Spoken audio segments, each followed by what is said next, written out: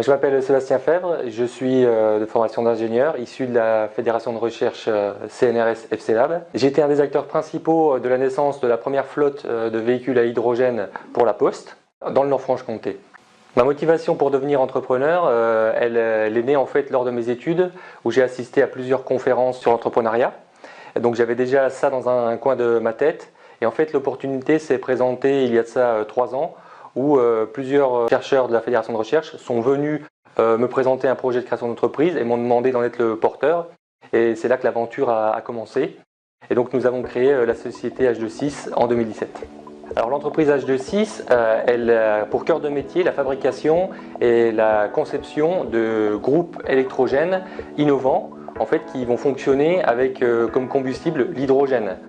Ils ont l'avantage d'être zéro émission, donc ils sont respectueux de l'environnement et ils sont également silencieux. Donc les marchés que l'on vise avec ce type d'appareil, ce sont les sites isolés, les alimentations de secours pour les services qui vont travailler sur les routes ou les entreprises qui vont travailler dans l'événementiel.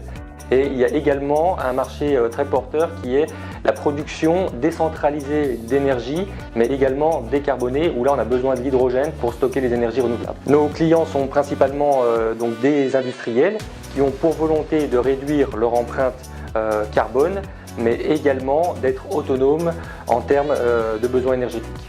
À horizon 3 ans, on envisage de réaliser un chiffre d'affaires de 3 millions d'euros en recrutant une vingtaine de collaborateurs. Et notre ambition à long terme, c'est de devenir le leader mondial sur ce segment de marché dans le domaine de l'hydrogène. La découverte du réseau Entreprendre, elle s'est faite par 2 biais. Par l'intermédiaire de David Bourrel, qui est un ancien lauréat du réseau Entreprendre et qui m'a parlé de son action et de ses valeurs. Et également par l'intermédiaire de la Chambre de commerce et d'industrie de Belfort, qui m'a mis en contact avec la chargée de projet du Nord-Franche-Comté.